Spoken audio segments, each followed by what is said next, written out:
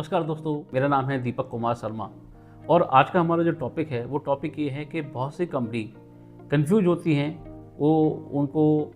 Understanding चाहिए होती है कि क्या जो हम नैप्स में स्टूडेंट लेते हैं, नैप्स के अंतर्गत हम जो भी कैंडिडेट लेते हैं, क्या उनका बेनिफिट CSR में हमें मिलता है या नहीं मिलता है। तो मैं आपको बड़ा क्लियरली बता देना चाहता हूँ कि 11 मार्च 2020 को एक नोटिफिकेशन आता है जो कि Anita Srivastava joint director apprenticeship के थ्रू ये एक रेजोल्यूशन पास होता है और उसमें corporate social responsibility section 7 company act 2013 के अकॉर्डिंग ये 3 कैटेगराइज इसमें दिया जाता है, जिसमें कि क्लियरली होता है कि आप CSR का बेनिफिट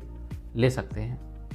3 कंडीशन है इसमें। पहली कंडीशन ये है कि एक कंपनी जिसमें 3 से कम एम्प्लॉय होते हैं तो वो ना तो नैप्स रख सकती है, ना ही नैप्स ना इसका बेनिफिट ले सकती हैं। दूसरी कंडीशन होती है कि जिस कंपनी में 29 एम्प्लॉय तक होते हैं, यानी 30 से कम एम्प्लॉय होते हैं, तो वो उनके लिए कोई मैंडेटरी नहीं है कि 2.5% उनके टोटल मैन पावर का वो नैप्स कैटेगरी के बंदे रख सकते हैं। बट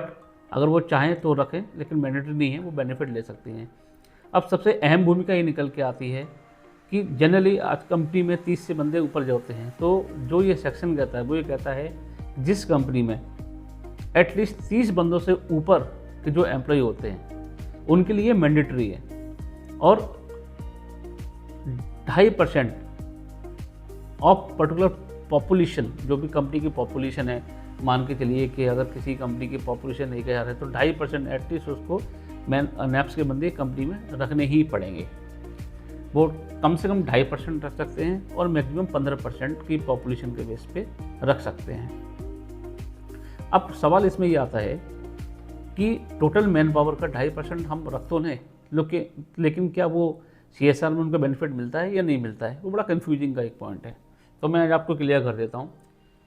जब ये नोटिफिकेशन आया तो उसमें बड़ा क्लियर कट दिया हुआ है कि 2.5% तक जो नैप्स के स्टूडेंट होते हैं उनका जो आप वेजेस देते हैं या उनका जो भी सैलरी आप देते हैं उसमें आपको CSR का बेनिफिट नहीं मिलता है।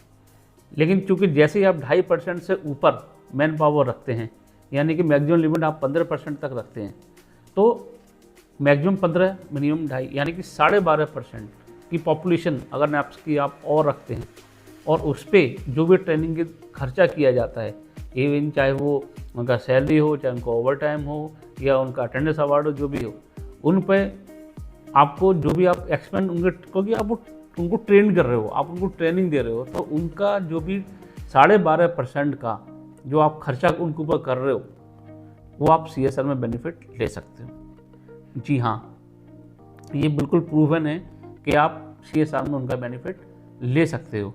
और आपको अगर रेफरेंस देना हो तो जो 11 मार्च 2020 को miss Anita Srivastava joint director ने जिसको रेजोल्यूशन को जो पास किया था, उसमें क्लियर कट इंस्ट्रक्शन ये दिया हुआ है। और मैं आपको पढ़ के भी सुना देता हूँ कि उसमें जो सर्कुलेशन आया था, this is reference to activity to be undertaken as corporate social responsibility and listed in schedule 7 of the company act 2030। यानी कि शेड्यूल 7 जो कि कंपनी एक्ट 2013 का है, उसमें क्लियरली कहा गया है कि जहाँ पे skill training is already covered under item number 2 of schedule 7 of the act. यानी इस एक्ट के अकॉर्डिंग आप उसमें CSR का बेनिफिट ले सकते हो। एक चीज़ मैं और आपको बता देता हूँ, उसमें नीचे लिखा हुआ है कि एज पर circular from ministry of corporate affairs dated 12 February 2016, copy and close, industrial establishment are permitted to utilise their corporate social responsibility यानी CSR fund for apprenticeship training which include expenditure on basic training and stipend payable to the apprentice under Apprenticeship Act 1961 amended 2014 as under। यानी कि ये line clear बोल रही है कि आप जो भी खर्चा अपने ट्रेनिंग्स पर कर रहे हो, यानी कि आपकी जो टोटल पॉपुलेशन है उसका 2.5% पॉपुलेशन जो आप नैप्स में किया उससे ऊपर अगर कोई आप पॉपुलेशन ज़्यादा लेते हो तो उनके ऊपर जो ट्रेनिंग का खर्चा कर रहे हो वो आप CSR में वो कर सकते हो। और काफ़ी कंपनी इसको बेनिफिट ले रही हैं। और मैं आपको एक चीज़ और बता देता हूँ कि उसके बाद ये मिनिस्ट्री ऑफ कॉर्पोरेट अफेयर ने भी इसको क्लियरली दिया हुआ, सब्जेक्ट में लिखा हुआ था कि approved code of discussion the meeting regarding sub group of chief minister of skill development held on 31 December 2015। ये पहले का इसका नोटिफिकेशन दिया हुआ है, लेकिन जो जिस नोटिफिकेशन 11 मार्च 2020 के बारे में मैंने आपको बताया, तो आप उसमें बेनिफिट ले सकते हो। अब जनरली कंपनी क्या है कि एक तो उन बेरोजगार बच्चों को जॉब दे रही है, जॉब देने के बाद कंपनी जो उनका बेनिफिट लेती है, एक तो CSR में अपना फंड बुक कर रही है, दूसरा PF और ESI का बेनिफिट उठाते हैं, क्योंकि NAPS में PF ESI का जो भी अमाउंट है वो कंपनी का सेव होता है। तो इस तरह से कंपनी अपनी कॉस्ट सेविंग करती है। मतलब कहने का ये है कि गवर्नमेंट ऑफ इंडिया ये चाहती है कि कंपनी जो बेरोजगार बच्चे हैं उनको ज़्यादा से ज़्यादा अवसर प्रदान करें, अपने यहाँ ट्रेनिंग देने का, उनको सिखाने का, उनको रोज़गार देने का, जिससे कि स्किल इंडिया में कंट्रीब्यूशन उनको मिले। और ये हर कंपनी का एक दायित्व बनता है कि NAPS के अकॉर्डिंग उसको प्रोसेस में लेके आना चाहिए। एक तरफ तो उनको स्किल्ड मैन पावर मिल रही है और दूसरी तरफ उनको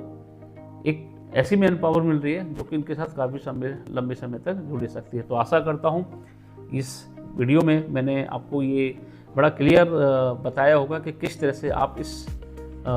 CSR को अपने खर्चे में बुक कर सकते हैं। Thank you very much.